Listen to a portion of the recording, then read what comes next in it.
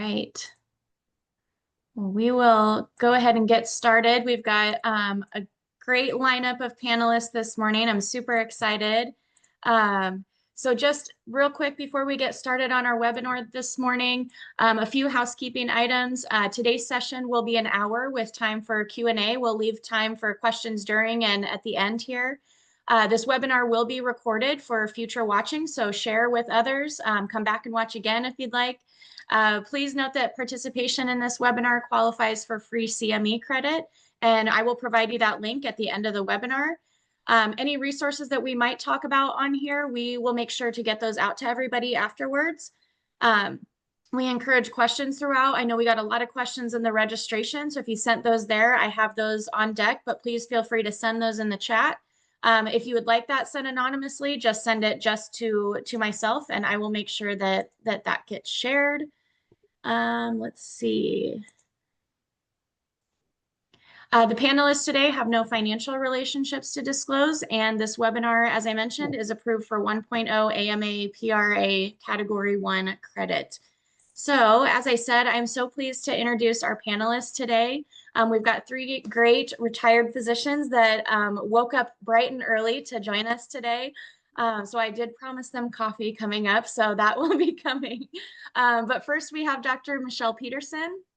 She completed her pediatric residency in Houston, Texas, and began her career with the Kelsey-Seybold Pediatric Clinic before she relocated back to Lincoln, where she joined the Lincoln Clinic. In 1989, she and Dr. Stacy Bleicher established a private pediatric practice that spanned over 30 years, providing compassionate care and building a really close-knit team that felt like family. Dr. Peterson served as the Nebraska Medical Association president in the early 2000s. After retiring from private practice in 2019, she continued serving children and families as part of the Lincoln Pediatric Hospitalist through 2022, which really helped navigating the challenges of the COVID-19 pandemic. She finds her greatest joy in her family, including 3 grown children and several grandchildren, and treasures her deep connections both personally and professionally. We also have with us Dr. Chris Maloney, who recently retired as Executive Vice President and Chief Quality and Clinical Transformation Officer at Children's Hospital and Medical Center in Omaha, where he led efforts to advance safety, quality, and patient experience. And prior to his work in Nebraska, he served as Chief Medical Officer at Intermountain Primary Children's Hospital in Salt Lake City, and as a professor and inaugural Division Chief of Pediatric Hospital Medicine at the University of Utah. He is board certified in both general pediatrics and pediatric critical care. And Dr. Maloney also holds a PhD in biomedical informatics with research focused on data-driven improvements in clinical decision-making. While at Children's, he founded the Care Transformation Department, guiding the organization to national recognition for data analytics and excellence. A longtime leader and mentor and coach, Dr. Maloney is passionate about developing others through strengths-based and asset-focused approaches. And finally, last but not least, we have Dr. Dan Rosenquist, who is a lifelong Nebraskan who earned his medical degree and completed his family medicine residency at the University of Nebraska Medical Center before he joined Columbus Family Practice Associates in 1987. He's held numerous leadership roles, including president of the Nebraska Medical Association in 2022 to 23, vice president of the Nebraska Coalition for Patient Safety, and a member of the board of directors at Columbus Community Hospital. In addition to his clinical work, he serves as a patient safety and risk management consultant for Copic, a medical professional liability company. And outside of medicine, he enjoys hiking, water sports, and spending time with his wife, Janice, their 2 children and grandchildren, who we got the pleasure to meet this morning and are with him today. So welcome, everybody. Thank you again to our panelists. And Dr. Schaefer, our moderator today and medical director for LifeBridge, I will turn it over to you. Wonderful. Well, thank you all for being here today. I think it would be really great. And okay, great. We have a great gallery view now. Perfect. Okay. Well, today is about giving you an honest, supportive view about what retirement in medicine might look like and how to set yourself up for success and wellness as you transition your career into retirement as a physician. And sometimes it takes years to plan that out. And so we just want to give you the best advice possible from a lived experience from these physicians. So we're going to kick it off with some questions. And what I'll do is I'm just going to pass it to each of you to answer the questions. Dr. Rosencrest, Dr. Peterson, Dr. Maloney, and just you guys decide who wants to answer it first, but I'd like to get your take on each of the questions from each of you. So we'll just get going. So the first one is, how did you know you were ready to retire? So who wants to go first with that one? I'm happy to go first. The biggest one has to be financial. And uh, I saw a lot of folks when I was growing up and going through the ranks as a practicing clinician in critical care and then in hospital administration that I thought were staying a little too long in medicine, and maybe they enjoyed it, but I didn't really want to be practicing medicine when I was 70.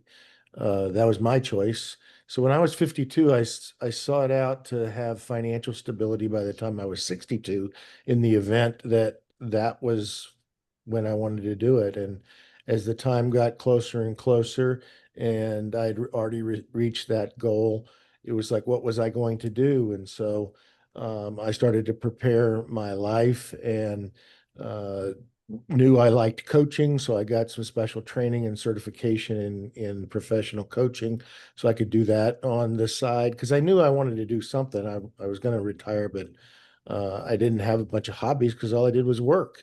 And so I did that. And then I started a small consulting company for lawyers to assist with personal injury cases about 3 years ago. And so I was set, and it was really a matter of time. And what happened to me is in Christmas of last year, I was hanging out with my family and my older brother who had retired now 4 years ago. Uh, he said, Chris, in retirement, you travel a lot when you're in your 60s, not as much in your 70s, and not at all in your 80s. So you got your 60s. So I reached 62 and I said, let's try it. And so that's what I've been doing. And now 4 months in, and I haven't regretted a day of it. And I will say before Dr. Rosencrest or Dr. Peterson, we did have a financial webinar that you guys can go back and look at that talks about the mindset shift and preparing financially for retirement. And so I do want to pick at the emotional part of this and the mindset on barring the financial piece of what your thoughts are. For us, it happened, you talked about planning for years and for us, it was more planning it for months. Everything kind of fell into place. We had reassessed our lease. We were looking at, what does this look like? We're both getting in close to retirement age. What does it look like? Where are we? What does our lease look like? What about our families, our staff? And we had an offer from one of the other physician offices that they wanted the floor of the building that we were on. And so we were able to get out of our lease without any trouble. We had a chance to sit down with our staff and talk about what it looked like, and that we wanted them to stay, but understand that we would be happy to get them a jump start in whatever area they wanted to continue to go on to. We got a chance to sit with our families and help make them arrangements to transfer out. I guess, it was perfect timing, and you can't ignore that. And we closed our practice in August of 2019. God's timing. We couldn't have done it any more simply than that. And so we looked around and it was just perfect. So it was like, yep, I guess this is it. This is great. I'm done. And obviously the first time didn't stick. The second time deciding that I was done, I was just so tired. I was like, I'm too old for this. And I have to laugh because when I sat at the luncheon that they had for me, which was lovely, I said, well, thanks guys for putting up with me. And the person sitting next to me said, well, thanks to you, now I'm the oldest one in the group. And I looked over at her and I said, and how old are you? And she said, well, I'm 50. And I'm like, oh yeah, I'm way too old for this. So that was an easy decision too. I think, one of the things I think I really learned a lot from my patients, listening to them, watching them, paying attention to them. And, I really started first of all, I thought I had a lot of fear. What am I going to do? And I think financially we were set, and I think not only financially set, but also I think we could manage a couple of few market fluctuations. We'd been through a couple of crashes in the past. We had gotten beyond that. We'd had that part of things secure. But I think, I watched my patients and I looked at those people who retired and then couldn't enjoy life. And I think it got to that place where I said, I can't wait this long. My grandchildren are young. It's opportunity to get out there, to be a part of their life, to have an impact with them, to watch things. When we had missed a few things with our older granddaughter, didn't really want to do that again. And so it was just time. Um, I don't think there's a right or a wrong time. It's just you to just decide it's going to do it, and you make the decision and you move on. Excellent. And you kind of touched on the sub question to this is what emotions did this bring up for you that you felt like you had to deal with during the time of stepping away? It was very emotional. I basically made a decision and there was some timing wise, retiring at the end of September was advantageous. We work with cost sharing and, revenue sharing with insurance companies through an ACO. And it's kind of like, so anything that you get from any of those benefits you get are 6 months in arrears. So, whatever we're trying to get reimbursement now for something that the clinic was that we were doing in 2024. And how can you get reimbursed for some of that when now you're trying to do something in 2025? Unfortunately, my partners worked with me well. But, and I made the announcement to my partners a year in advance. We didn't really make it public, but I didn't deny it. I mean, some of my partners said, well, why would you tell your patients? And I didn't. My patients all knew it was coming. And I was straight up front with them. I said, we are not going to abandon you. But I mean, when you have patients, you delivered their 35, 36-year-old, and, now taking care of grandchildren, and you go through cancers, you go through survivors, you go through people who have survived drug and alcohol abuse and, spousal abuse and all the other things. It was very emotional. But at the same time, knowing that I had good partners who would take care of them and would, keep them going made a lot of difference. So for me, on the 100%. emotional side, unlike Dan, didn't have a practice. I was a critical care doc who sort of was transient. I took care of anything that was in the ICU or as a pediatric hospitalist. So although I can develop relationships, they weren't the ongoing relationships that a family medicine or even a general pediatrician would have, internal medicine, obstetrician. So I didn't have that. Mine was with my work partners and really the people that I supported or I worked for me. I was an executive vice president. I was the head physician at Children's for a long time, and I grew a lot of people from scratch. I grew a lot of programs from scratch. So was I going to be letting them down? And that was the challenge that I had, was making sure that they had the support that they needed when I stepped away. And as far as I can tell, 4 months later, none of them have contacted me. So I think they're doing fine. You're on mute, Michelle. The biggest thing I felt with both of them was just relief and confidence that it was a good decision. It was relief in that, you know, I can step away from this. Everything's in place. I don't have to worry about the receptionist showing up this morning. I don't have to worry about who I'm gonna have to take care of this afternoon, and knowing that that was really okay. One of the things I know that we all have a tendency to go back to our residencies and back to, oh, when back in the day. But one of the things that my residency program really pushed was that you're not the only physician in the world. There's going to be other people that can do your job while you're doing other stuff. And so that has always been in the back of my head is, you know, there's good docs out there. This is all going to be just fine. You touched on a perfect transition to the next question, which was how did retirement affect your sense of identity in the role of physician? And when you step away from that role, can you guys touch on that a little bit about, you know, kind of letting go of that piece? I mean, you'll always be a doc, you'll always be a physician, but now it's not your job anymore. And so how did that affect you, and how did you deal with those emotions? Well, I have to laugh about that because I when I said I'm retired, I retired. And I'm okay not identifying, oh, I'm a doctor, you know. In fact, I don't tell people I'm a doctor anymore. And it's really okay with me.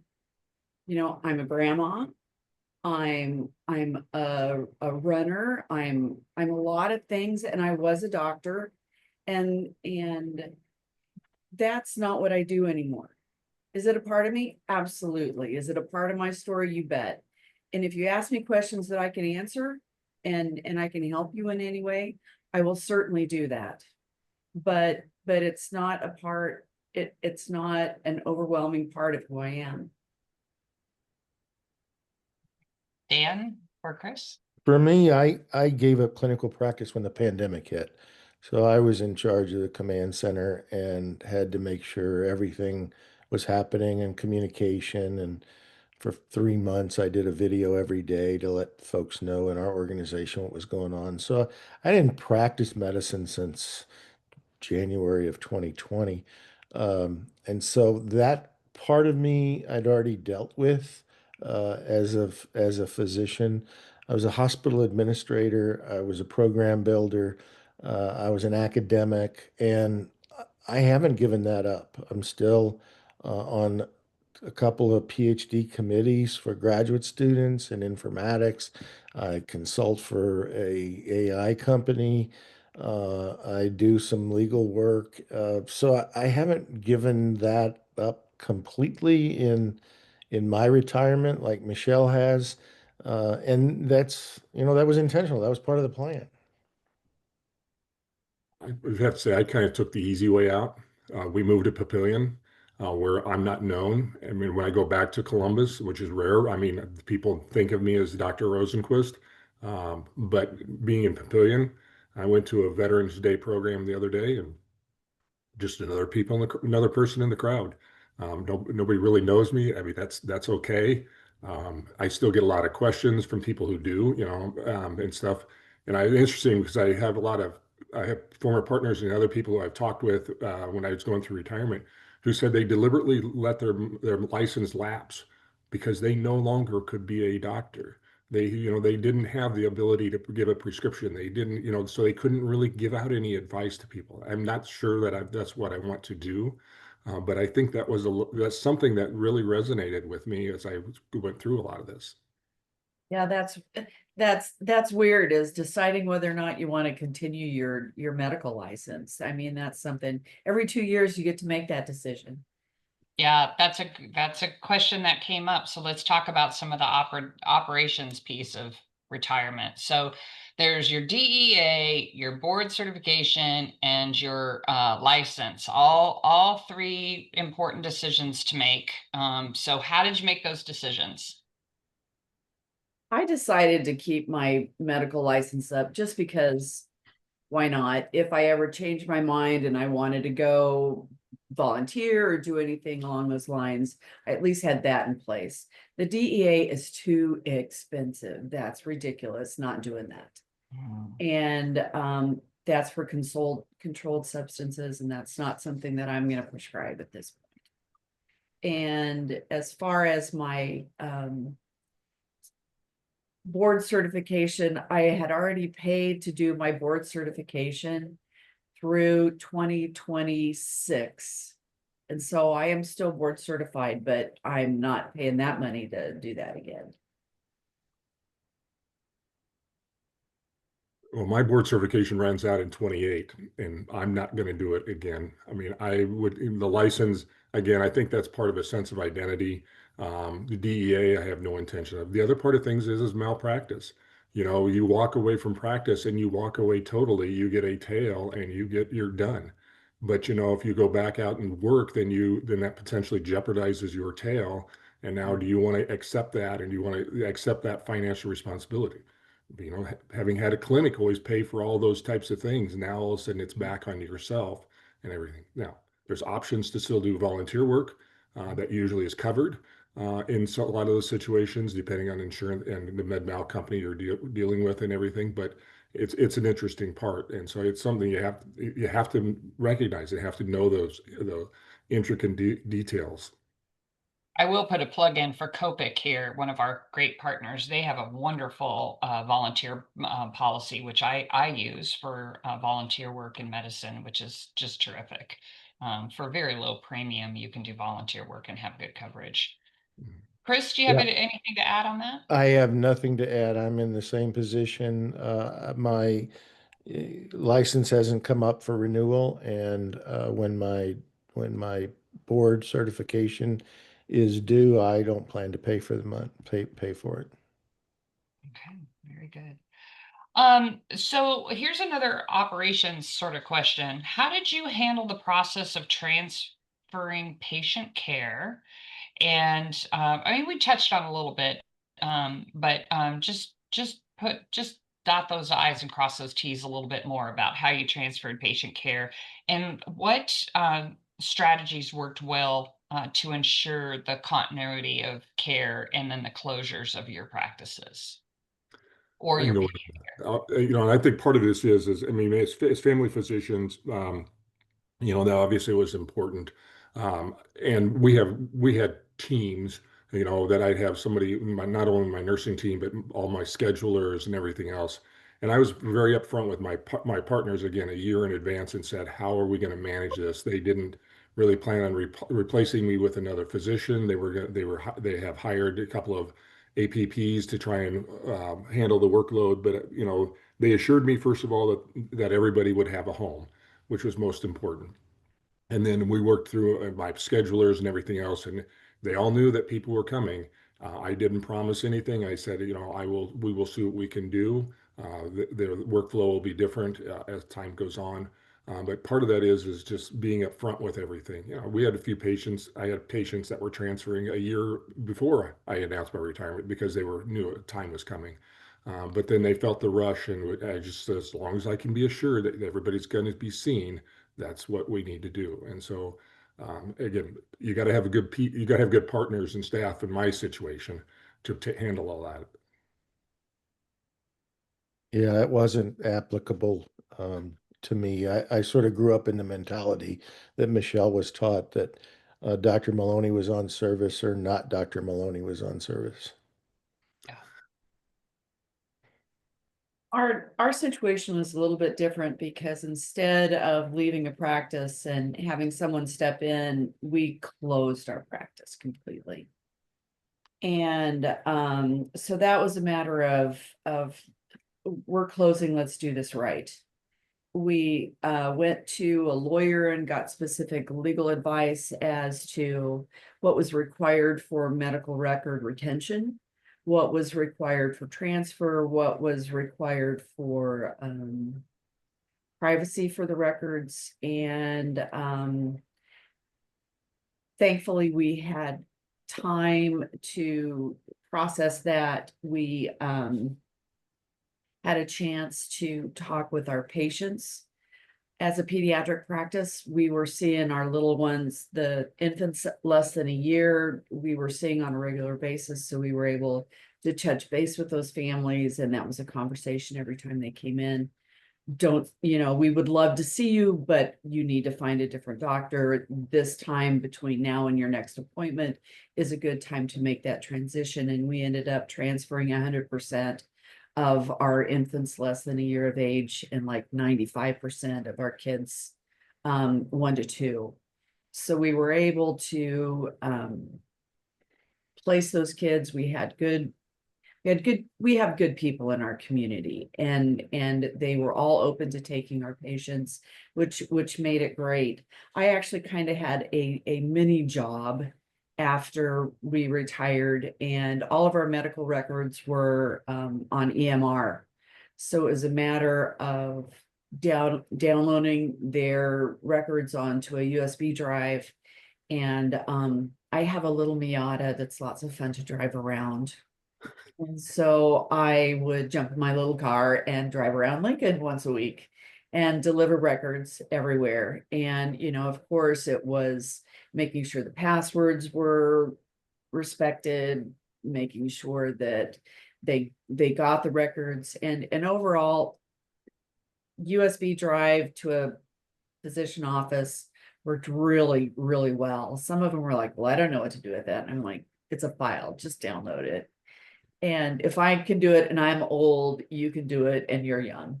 But for patients that transferred records that were out of town or out of state, we sent a USB drive and requested that when they received it, that they contact our office. We had secure email so that we could encrypt passwords, send them back, and they could get into the file and do that. Now, it first started out when we did that I was going everywhere every week.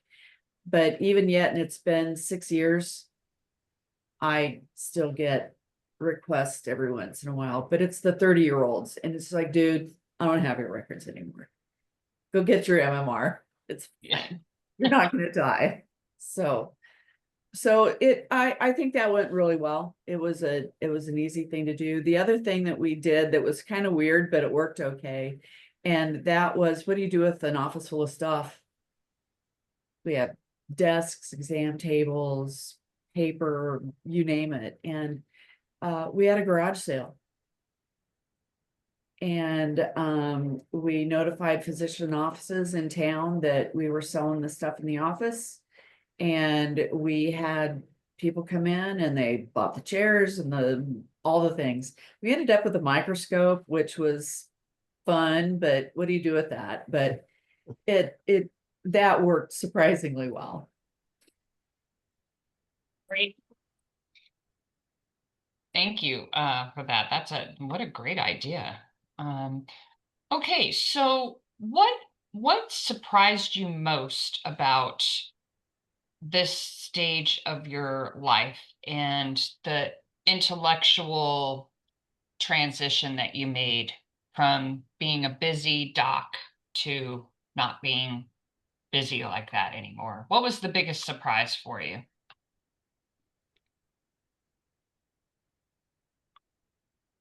For me, it happened within a couple of weeks of not waking up at 6 o'clock and taking a shower. I was in complete control of my life for 30 plus years, as busy as I was, especially here in Nebraska. And I had perfect balance in my life. And so I could do anything. And then I retired and I realized that my job owned me. I had no control. I was completely owned by them and that entity. And so I didn't realize that. So the freedom of being able to do stuff, somebody told me when I was retiring, you now have a 7-day weekend. And, that's really true. There's a lot of time. But it took it took a while to let go, that this mindset that I thought that I had lived with for so long was a fallacy. It was truly a fallacy. And I feel so much better right now. And I preached a lot of balance, and I thought I had balance, and I didn't. Wow, that's golden. Dan, Michelle? I think it's just difficult. You know, my patients would say, what's the first thing you're going to do in retirement? And it's like, I came to the conclusion that I need to make this simple. I said, the first thing I'm going to do is delete the alarm out of my phone, and I could do that. And I could say, because part of this is, I kept a realization. I mean, how do you maintain an identity? How do you maintain, what you're doing and everything else? But yet, there's a lot of opportunities out there, and I have, many of you know that I still do some consulting work with Copic, so I still do some educational seminars and stuff. So, but it's kind of like the other part of things is, just being able to focus on myself. My wife would like me, since we moved, to finish putting all my stuff away. She is very organized and taken care of. I have a lot of things that I need to do yet. But part of it is just getting that motivation, and part of it is you sit there and just the things that you do day to day, just reading, the news and trying to keep up to date with everything else and what's going on. I mean, it's just the difference. I got that same question. What are you going to do now that you're retired? And my statement was always, I'm going to learn how to get up in the morning and go to bed at night. I still haven't got that totally figured out, but I'm trying. Because, it was, where do I have to be when? And the biggest surprise that I found is that I got so much more done when I was working. And now I'm like, oh my gosh, what did I do today? I did nothing today. And that's still something that I'm learning. And, I look at all the faces and I'm like, I'm not an expert here, y'all. I'm still trying. And I retired from private practice 6 years ago. I retired from pediatric hospitalist 3 years ago. My mom, who is 90, soon to be 91, lived with me until February. And she recently has moved to my sister's house because it's all on one floor and she doesn't have to go up and down the stairs. So about every 3 years, my life has changed dramatically, and what I do and who I interact with. And so I'm still sometimes figuring out, but I'm finding that I need to schedule what I want to do. And that means if I've got to run, I need to schedule my run. If I want to go do a hobby, I have to schedule it. If I want to get something done, I have to have it out there in a sticky note so I get it done. And that's okay, because if I don't get it done, I'll do it tomorrow. Excellent. As maybe you don't know, but some of you know, perhaps that with LifeBridge, we do coach on retirement. I've coached several physicians personally through the transition of retirement. And one of the things that comes up is fear. The fear around having the question, asking the question, talking to your employer, the fear of, gosh, if I even bring it, I might get fired, or they might just say, well, thank you very much. We'll accept your resignation now. Did any of you have those feelings? And if you did, about just the fear of having the conversation, how did you conquer that? And how did you move forward with having that conversation at the very beginning?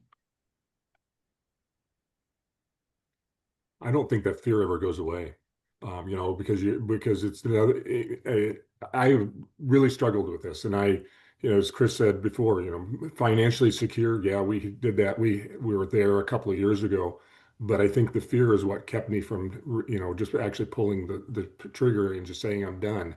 And I think part of that is just getting to that stage. I mean, not knowing. It's the uncertainty, as we're Chris said, you feel like you have control of your life when you really didn't, but you knew what today was going to be. You would just go to work, you get up, you go to work, and whatever comes across your desk, into the exam room, you just moved and forged ahead. And now all of a sudden you get up like this morning and it's like, yes, I have a this webinar at 7:30, and it's like, okay, now at 8:30, what am I going to do? Well, I know because I got a 1-year-old out here that's going to be taking some time today. But that's, that's just that.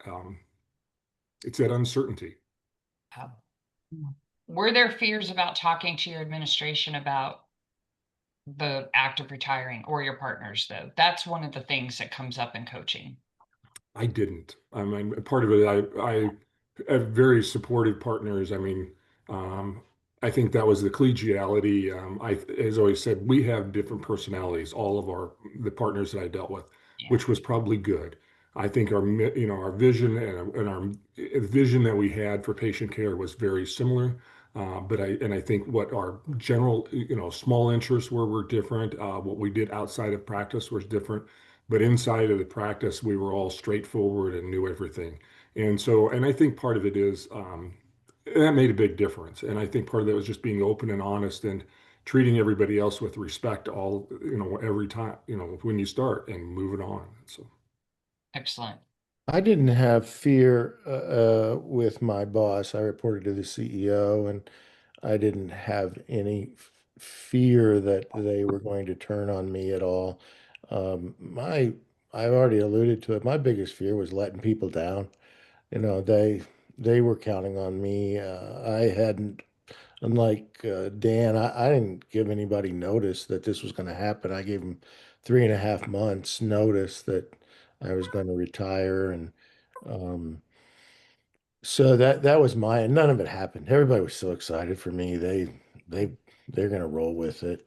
I've had many people that have decided to move on that I had employed, and I wasn't expecting it, and I've never said, "Well, you're out of here." So I didn't expect that from my employer either. That's exactly right. That's what we've found, and the conversations are very supportive. I can't say that I felt any fear with doing that. The one thing that I think about looking back is about 5 years before we really did retire, I was at a meeting and I was grumpy, and I said, I think retirement in January of blah, blah, blah is going to be the time. And apparently that got chatted about because we saw the number of patient referrals drop dramatically over the next 6 months. And so the timing of announcement and doing it, at least for us as a private practice, there was always that little bit of, well, is everybody going to just stop coming? And we've still got to pay electric through September and rent and blah, blah, blah. So I think that could be a fear, but am I going to be able to pay the bills for the practice until we're done? And, but thankfully that was not an issue. Yeah. Michelle, since you closed your practice, what did you do to for your employees that were there? How did you or did you help them find jobs? Did they transition out easily? Or that came up in the chat as one of the questions, is the fear of, gosh, I have all these employees that have been loyal, and what do I do for them? Our staff, the shortest duration that anyone had been there was over 2 years. And the longest was 35 years. So we had a fabulous staff, and it was more like family than anything. And we went through and kind of worked with each of them to see what they wanted to do. And one of them went and worked in their family business. One of them went to a completely different type of business altogether and was a personal assistant. And 2 of them went to a different pediatric practice, but they all kind of found their niche, which was wonderful. And we really tried to push them. We had one person that left earlier, so we were really short-staffed for a while. And my daughter's a nurse, and so she came and worked in my office. So that was a unique opportunity for me, was to be able to actually work with my daughter at my office. And so that was fun. That was a fun thing along the way. We've had several questions about, you know, how do you keep yourself from getting bored? And what do you do with your intellectual wealth of knowledge? And what are suggestions to the audience about what do you do with this life knowledge and wisdom, as I always like to say, because you've got knowledge, but you've acquired wisdom over the years. What do you do with that when you retire? And what have you thought about how to either give back or continue with that intellectual stimulation? Because there's a little fear of what am I going to do because I get bored after a weekend? I want to go back and do things. So how do you suggest they think about that?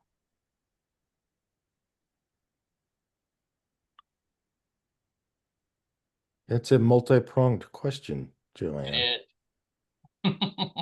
I told you we were going to work you today. I'm going to answer it in several different ways. The first one is my good friend Kathy English, who's been the longtime COO at Children's, has this saying that it's time to retire when you know what you're going to do in the afternoons.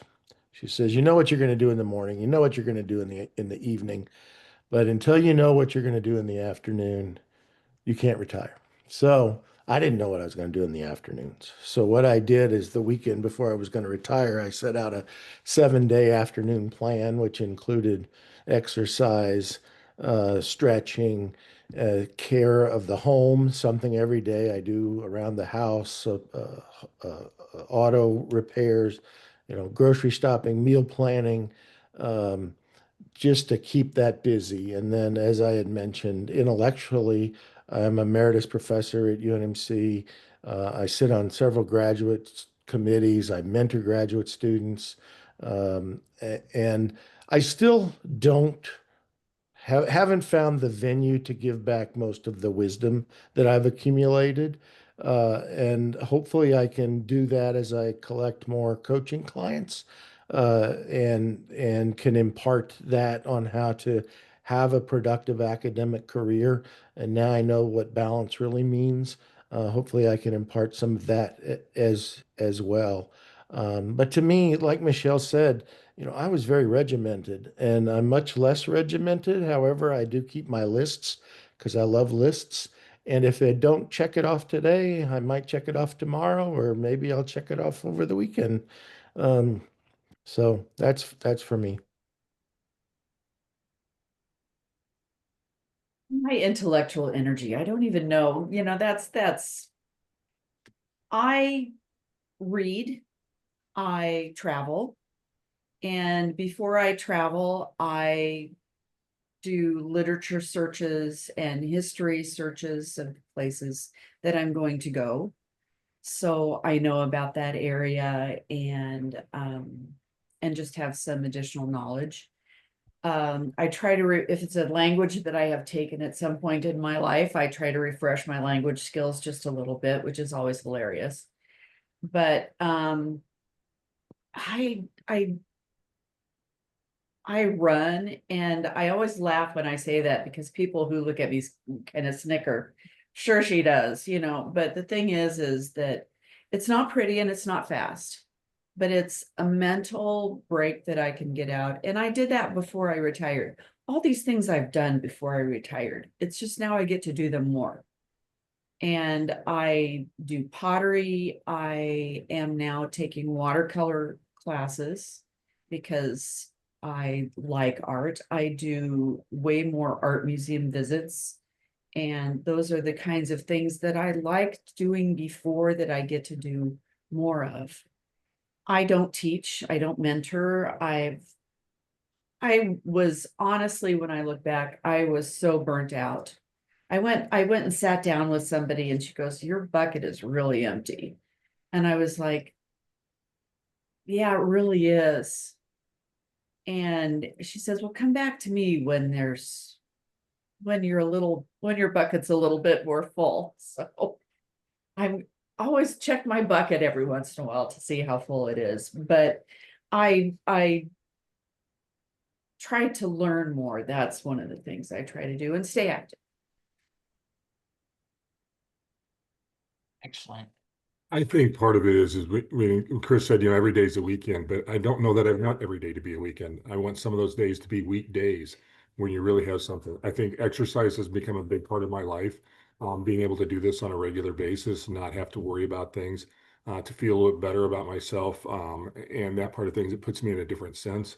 Uh, we all need things for our mental health. I always said, we sometimes you need a mental health day, and whether you're just taking a drive out. It's nice being in Columbus because I could go out towards western Nebraska and just get lost for a while in front of behind a steering wheel. You don't necessarily have that same options, but those are the types of things, and I think exercise helps us with that. But whether it's meditation or whatever, those types of things do help. I will add in there that I retired and started my own LLC for consulting. I coach. I went and got a formal coaching certificate. I am the medical director here at LifeBridge, and I travel a lot. Been to 7 continents, both the Antarctica and the Arctic, and I do research and learning. I love to learn, and I have an art studio, and I love to do art. So I will tell you that from my perspective, while you do acquire a lot of knowledge and a lot of wisdom, and it's really fun to pass that on, it is really fun to learn. And I'm enjoying this back half of my life to learn as much as possible. So just from my own perspective, I wanted to add that in there. So other questions that have come in is, has anyone thought about changing their field, or do you know of anyone? Because I think none of you have done this, but there was a question about if a general surgeon retires and opts to work part-time in mental health, so changes their scope of practice a bit. Anyone thought about doing that? Obviously within the bounds of good medicine, but has anyone thought about doing that? Changing their field to volunteer or serve in part-time capacities? Oh, I've been one of those people that have been through the Bridges in Mental Health, with Bill Idiot and John Mitchell. And it's something intriguing. I mean, obviously, it's a huge part of the concern that we have for the general population. How are they struggling with everything? And I think, as a family physician, a significant portion of my practice was mental health.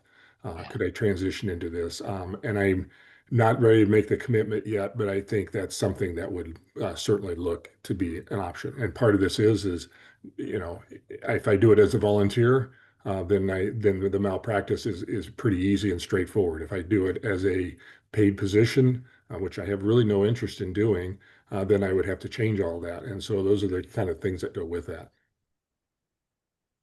Hopefully that answered the question. But although Michelle or Chris, if you have anything to add. Well, I kind of did a segue from general pediatrics to pediatric hospitalist. And during COVID, which was a whole different story altogether. But today I wouldn't consider it. And like you said, it's what's your scope of practice, and what do you feel comfortable doing?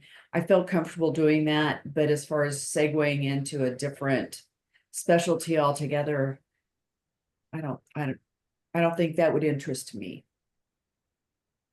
I haven't thought of it. I ran a medical staff office for 15 years, and I watched people try to do that, and it's a lot of headaches.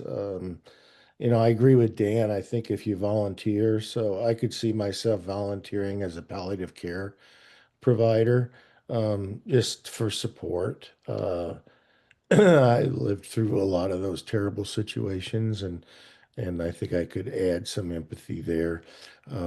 Although I haven't thought too much about it, and I haven't really seen it be successful. Okay, very good. Well, it is 8:21. We've covered just about every question on the ones that came in some way, shape, or form. I'd like to open it up just to see if the audience has any questions. Witted here. I have a question. Do you guys still read journals? And if you do, is it in general medicine? Is it in medical economics? What is it in? So I get the same journals that I got 4 months ago, and I read them all. So they're clinical journals, they're education journals, academic journals. I haven't given that up.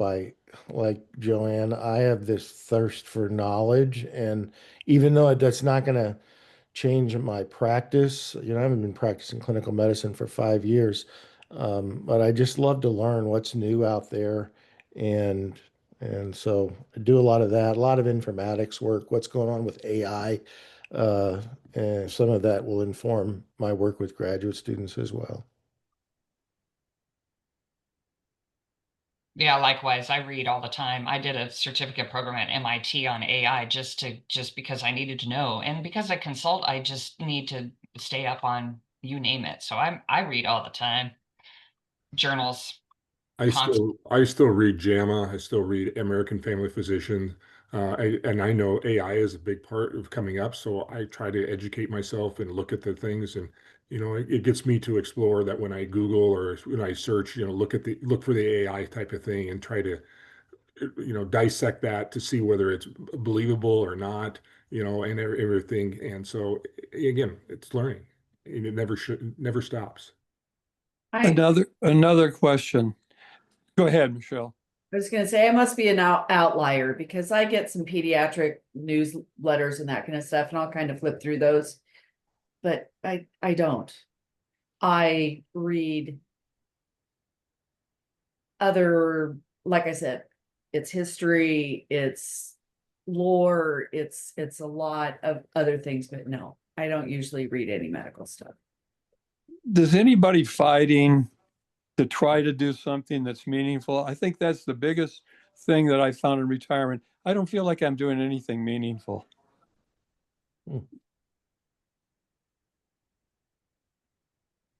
I started reading a book that one of my friends gave me several years ago, and it was, if your mind is telling you that you need to find purpose, it's not because there's something wrong with you. There's something right, and you need to pay attention to that. That you need to explore what is your purpose and what you want. And I think that that's probably the biggest thing that I struggle with right now is, what am I doing with my life? And what should I be doing with my life? Probably more than anything else. And I don't need to find out tomorrow. And it's having the patience to understand that there are things that I want to do and I want to experience and I want to understand and that I want to give to others, and finding a place and a way to do that is a learning process. And so keeping an open mind and looking for ways to interact with others are all different ways that I try to look at who's in front of me and make an impact there, and then decide where my next step needs to go.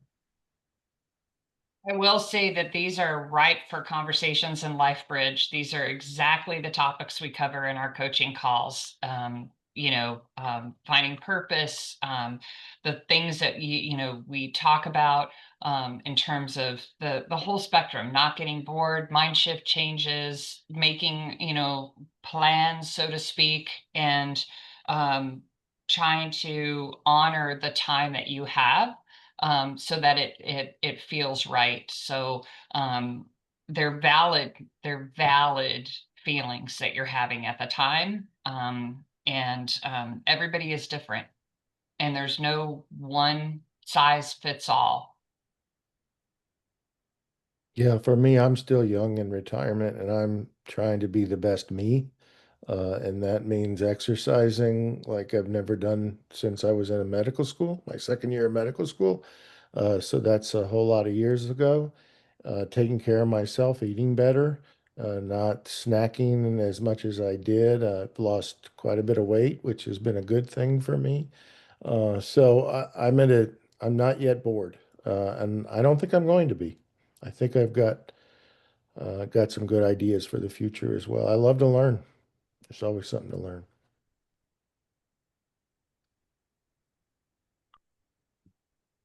I'm going to interject just because I'm going to brag a little bit. Running has always been a part of my life, and it was something that I actually started in college. And that has been a real a nice experience for me. I run my 9th half marathon in February, and I hope to run my 10th half marathon in around Windsor Palace in 2027. So, and that's, I don't run in Nebraska. I ran the half-C here in Lincoln, and everybody was like, "Oh, Dr. Peterson, Dr. Peterson." And I'm like, "Oh, I'm running and sweaty. Don't." But I mean, that all those things you have to start before you retire. It shouldn't be like falling off a cliff. And so start early, start before you retire. All the different things, know where some of your interests are, so you can at least have a place to go off to. I would say I don't run as well as I used to, but a bicycle and Yeah. living in Omaha is amazing because I have to cross one, and I mean, this really resonates with me with the events of this last week. But I have to cross one street and I can go 50 miles, and everything there's no on grade crossings, which obviously other places should uh, mimic and we should do better, but I mean, it's really amazing. Well, I can't thank you guys enough. Dr. Peterson, Dr. Maloney, Dr. Rosencrest, thank you for bearing your souls with the group. What a wonderful, wonderful conversation. I hope everyone found it as enriching as I did. And as a reminder, this recording will be on the website. And I'm going to kick it back over to Lindsay to close it out. Yeah, no, I think this was really great. Again, thank you all three of you for joining us. I think we probably could have had a whole nother session with all the questions that came in, and I apologize if we didn't get to any of the rest of them. But I would just like to land on real quick and share. Dr. Schaefer mentioned our LifeBridge program. The number is here. It is completely free. It is completely confidential, and like she said, retirement is one of the biggest topics that comes into LifeBridge. And so we knew that we had to bring in some of our retirement experts here to talk about it. And then I just want to thank all of our sponsors that help to keep this program going for our physicians in the state. So again, thank you guys for joining, and enjoy the rest of your day and your planned out retirement day. Thanks, everybody. Thank you. Bye. Take care, everyone. Guys.